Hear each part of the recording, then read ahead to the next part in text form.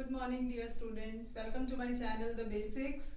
For class 9th I have made one video related with chapter number 1. Chapter number 1 is matter in our surrounding. So what is matter? Matter is that has mass and occupies space. Matter is that has mass. Mass means that should have some weight in it. Means we can weight, we can measure it. Then it has some mass. And it should occupy some space also. जगह भी occupy करना चाहिए matter को. मतलब कि आप आसपास surrounding में आप देखते हो कि table is putting at the floor, तो जो फ्लोर पर जो टेबल है it is occupying some space. या आप देख रहे हो यू कैन नॉट सी द एयर, एयर को आप नहीं देख सकते हो but it is filled in the room in the atmosphere. So air, liquid, solid all can matter because they are having mass and they occupy space. So the basic characteristic of matter is that it should have mass and it occupies space. So matter can be solid, liquid or gases. So in this chapter we have to study this only, and the characteristic and the particles characteristic, those all we have to study in this chapter. So first is what are the characteristic of matter. Matter के क्या characteristic हैं? First characteristic है matter is made by particles. Matter जो है it is made by tiny particles. बहुत छोटे छोटे particles से मिलकर बना हुआ होता है. कैसे कह सकते हो आप इसको? In your book what activity is given to you? That what the activity? कि आपने एक beaker लिया है. Beaker is glass container in which you have filled 100 ml of water. उसमें 2 बीकर लिया आपने. फर्स्ट बीकर में आपने डाला 1 spoon salt and 1 spoon sugar in it. Then आपने उन दोनों का जो पानी का लेवल है उसको मेजर किया. उसमें नमक और चीनी डालने के बाद आपने मेजर किया. The level will be same. इससे क्या पता चला आपको कि जो मैटर है वो किससे बना हुआ है? पार्टिकल से. और वो कहाँ चले गए? वो मिक्स हो गए हैं. They mixed in the water. Second characteristic क्या है? Matter is made by particle and second is particles are very small. Particles are so small, that's why particle कैसे छोटे हैं? इतने ज्यादा छोटे हैं, we cannot see them by naked eyes. जैसे कि आप नमक और चीनी को डाल रहे हो तो पूरे डिसॉल्व हो पा रहे हैं. we cannot see them by naked eyes. How can we measure them? बहुत ज्यादा छोटे हैं इसलिए हम नैनोमीटर में मेजर करते हैं. that is 10⁻⁹. और we can measure in micrometer also. so इसके लिए भी एक एक्टिविटी है. क्या किया है आपने इसमें? हमने इसमें कॉपर सल्फेट क्रिस्टल लिया, उसको पानी में डिसॉल्व किया. Then we observe the colour. इसको हमने 5-6 बार रिपीट किया इस एक्टिविटी को. तो we can see the colour in 5-6 times also. So we can say that particles are, matter is made by particle and particles are very small. Next are the characteristic of particles. Particles के characteristic, these are 3 characteristic of particle. First हमने discuss किया कि matter is made by particles. Then we are discussing here that particles have 3 properties, 3 characteristics. First क्या है? Particles have space between them. Particles के बीच में space है. पहले activity किया था हमने, नमक और चीनी को पानी में डिसॉल्व किया था. They can dissolve and water level will be as it is. So इससे क्या शो होगा कि there is some space in between the particles. Second is particles are continuously moving. Particles जो है continuously move कर रहे हैं. That's why they can dissolve into each other. जैसे आपकी बुक में 3 एक्टिविटी दे रखी है इससे रिलेटेड. फर्स्ट एक्टिविटी इज कि आपने अगरबत्ती को घर के कॉर्नर में जलाया और वो क्या हो गई? सब जगह उसकी स्मेल फैल गई है. तो कैसे हुआ? बिकॉज अगरबत्ती डिफ्यूजन के through. This is process is known as diffusion. Diffusion का मतलब है from high concentration to low concentration movement. तो अगरबत्ती जो है उसकी स्मेल जो है एयर मीडियम के थ्रू कहाँ फैल गई है? पूरे घर में फैल गई है. इसी तरह से हॉट सिजलिंग फूड की स्मेल जो है वो चली जाती है. फिर दूसरी एक्टिविटी दे रखी है इसमें कि आपने क्या लिया है? कॉपर सल्फेट पोटेशियम परमैंगनेट लिया और उसको आपने एक को गर्म पानी में, एक को ठंडे पानी में डिसॉल्व किया. तो आप क्या देखोगे कि गर्म पानी में जो है वो इजीली डिसॉल्व हो जाएगा. Means by increasing temperature you can increase the continuous moving. Then continuous movement के लिए नेक्स्ट एग्जांपल आपको दे रखा है कि आपने एक एक्टिविटी दे रखी है. उसमें आपने क्या दे रखा है बुक में आपको कि एक में आपने 2 बीकर लिए, एक में पानी भरा है दोनों में, और एक में आपने डाला है हनी डाला और दूसरे में आपने क्या डाला है? हनी को आप देखोगे कि वो एज इट इज रह जाएगा. और इंक डालिए दूसरे में और वो इजीली डिसॉल्व हो जाएगी. तो मतलब पार्टिकल जो है उनका कैरेक्टरिस्टिक क्या है? They are continuously moving, they can dissolve in the solution. Next is particles attract each other. How can they attract? The force in between the particle is called as interparticular force in between the particle. That's why they are close to each other. Solids में सबसे ज्यादा closeness होगी, then liquid, then gas. So these are the three characteristics. Then children, the next topic is difference in between solid, liquid and gases. In your earlier classes also you have studied about the differences in between solid, liquid and gases. First difference is solids are having definite shape. Shape can be decided by the boundaries, fixed boundaries. So fixed boundary होंगी solids की, and liquid are having the shape of the vessel in which they are kept. जैसे कि पानी को glass में पढ़ते हो तो ग्लास का शेप आ जाएगा. एंड गैसेस के लिए हम कह सकते हैं they are having indefinite shape. Shape जो है इनडेफिनेट होगा. It is not fixed. Boundaries are not fixed.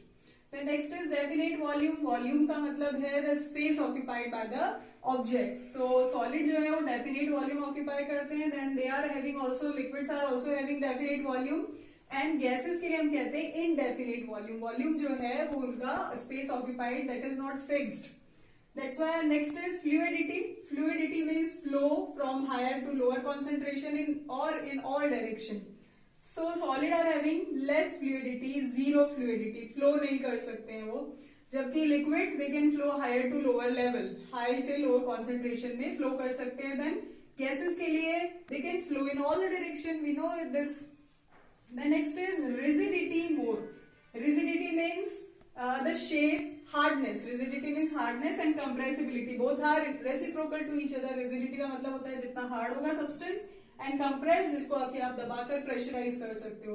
So solids are having maximum rigidity and minimum compressibility. And liquids are they are also not rigid but they are little compressible. पानी को थोड़ा सा हम compress कर सकते हैं because उसके particles के बीच में स्पेस है. Then gases are very less rigid and maximum compressible. Balloons का शेप चेंज कर सकते हो आप. Then inter particle forces are maximum in solid. इसमें क्या होंगे, गैसेज और सॉलिड के बीच के होंगे. और इंटर पार्टिकल स्पेस जो है इसमें फोर्सेस जो है इसमें मिनिमम होंगे इन द गैसेस. और inter particle forces and inter particle spaces both are reciprocal to each other, we know that. Then next is diffusion. Last diffusion का भी मैंने आपको बता दिया है कि higher to lower concentration diffusion is related with fluidity also. So diffusion is nil. Here slowly they can diffuse and they can diffuse easily in all the directions. Now the next topic is effect of temperature on the state change. We have discussed that matter are having three phases: solid, liquid and gases. We have to discuss the temperature effect now. Temperature का जो effect है और pressure का effect है. In this diagram, in this video, we are learning the effect of temperature. जैसे कि temperature देने पर क्या होगा, ice by heating it can convert in water. And water can convert in gases from steam by heating, through heating. The process name you know earlier. This is called as liquefaction. Water से gas का बनना क्या कहलाता है, gasification. Then when we cool it, gas can convert in liquid by cooling and liquid can convert in solid by cooling. These are temperature increasing and in these temperature is decreasing. So solid, liquid, gases they can convert into each other by increasing and decreasing temperature. तो इसके लिए मैंने एक आपके लिए graph बनाया है. The graph is showing to you the effect of temperature according to time. So in this graph from 0 this is increasing. यहाँ पर टेम्परेचर हो गया है 15 degree centigrade. Then the temperature is increasing up to 110 degree centigrade. The stages A जो है, A क्या है इसमें, it is a solid. Solid यानी कि हम आइस को मेल्ट कर रहे हैं. We are melting the ice. Now it is changing into B. B क्या है, B स्टेज पर क्या होगा, सॉलिड एंड लिक्विड जो है they will be in the equilibrium condition. मतलब सॉलिड और लिक्विड जो है इक्विलिब्रियम कंडीशन में होंगे. क्यों होंगे, क्योंकि जो टेम्परेचर है it will be same for the changing conversion in solid to liquid. That is 15 degree centigrade यहाँ मैंने बनाया है. इसका मतलब क्या है, A1 B1 क्या है, latent heat of fusion. This is important. Latent heat of fusion का मतलब है the hidden heat. Hidden heat है यहाँ पर. लिक्विड जो सॉलिड है it is converting into liquid but the temperature is not increasing. Temperature as it is रह रहा है. क्यों रह रहा है, because the heat which we are giving that is overcoming the intermolecular forces in between the solids. मतलब एक beaker लिया आपने, उसमें आइस डाली, थर्मामीटर डाला, नीचे से हीट देते जा रहे हैं, लेकिन जब तक आइस जो है कंप्लीटली मेल्ट नहीं होगी तब तक टेम्परेचर 15 डिग्री सेंटीग्रेड ही रह रहा है. देख रहे हैं हम थर्मामीटर लगाकर. तो क्यों हुआ ऐसा, due to latent heat of fusion में.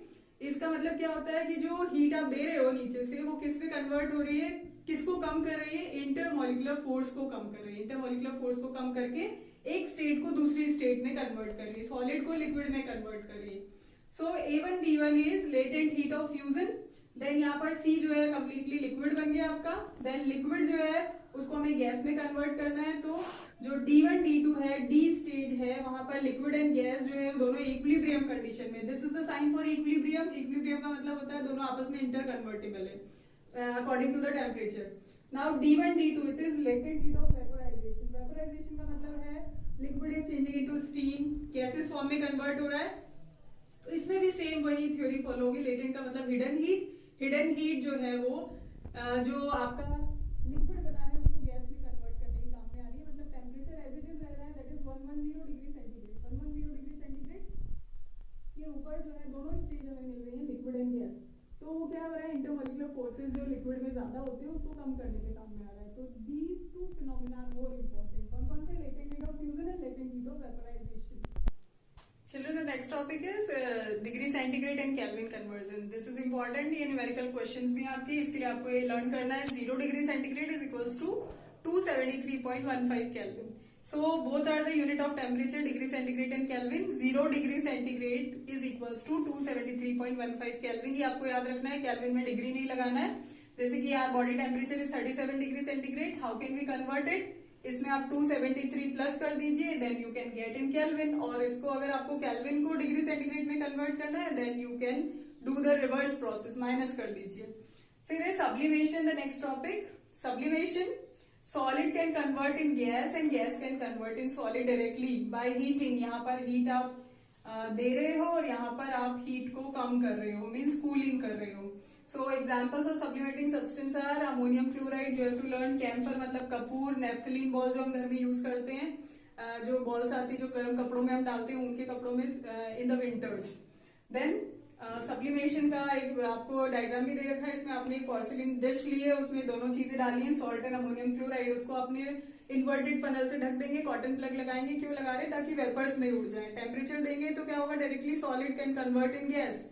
और फिर आप उसको हटाकर रख देंगे काफी देर तक, तो स्क्रैच कर सकते हो कि आपको अमोनियम क्लोराइड मिल जाएगा और नमक एज इट इज रह जाएगा. So this is the separation technique to separate the ammonium chloride and salt also. The next is effect of pressure.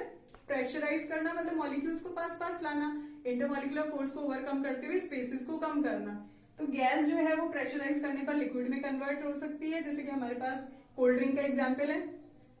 Then liquid can convert in solid by increasing pressure. यहाँ पर हमारे पास solid ice, जिसको हम कहते हैं solid ice is called as dry ice is called as solid CO2. Solid CO2 is called as dry ice. Mean CO2 gas form में होती है 0.03% इन द एनवायरमेंट, और it can convert in solid. और liquid में convert होने का तो हमारे पास एग्जाम्पल है कोल्ड ड्रिंक्स का, बेवरेजेस का. Then the last topic of your chapter is evaporation. बिल्कुल ईजी है. Natural phenomena from which liquid can convert in vapour. Oceans वगैरह में होता है. तो ये इसके फैक्टर्स जो है वो those are more important. Temperature ज्यादा होगा तो इवोपरेशन ज्यादा होगा. समर्स में ज्यादा होता है, इसीलिए हमें कॉटन क्लोथ्स पहनने चाहिए. मटकी में पानी ठंडा रहता है, एसीटोन को हथेली पे लेते हैं तो वो ठंडा लगता है आपको. तो ये सारे फिनोमेना इससे रिलेटेड है. सरफेस एरिया के प्रोपोर्शनल है. मीन सरफेस एरिया ज्यादा होगा तो इवोपरेशन ज्यादा होगा. ओशियंस में ज्यादा होगा. कपड़े हमें खोलकर सुखाने चाहिए. क्यों? क्योंकि ताकि सरफेस एरिया इंक्रीज हो जाए, इवोपरेशन ज्यादा हो जाए.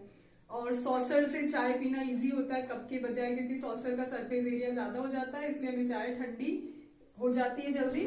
ये इसके एग्जांपल्स है. देन विंड, हवा जितनी ज्यादा होती है, मतलब अगर समर्स में हमारे पसीना आ रहा है तो स्वेटिंग ज्यादा होगी, और विंड ज्यादा है तो क्या होगा, इवोपरेशन ज्यादा होगा, भी कूलिंग इफेक्ट होगा. बट एक फैक्टर है जो रेसिप्रोकल है, दैट इज ह्यूमिडिटी. एनवायरमेंट में ह्यूमिडिटी होगी, बारिश होगी तो ज्यादा इवोपरेशन नहीं हो पाएगा. That is reciprocal. So thanks for watching my video. Thank you so much. Please watch and subscribe my channel and like also.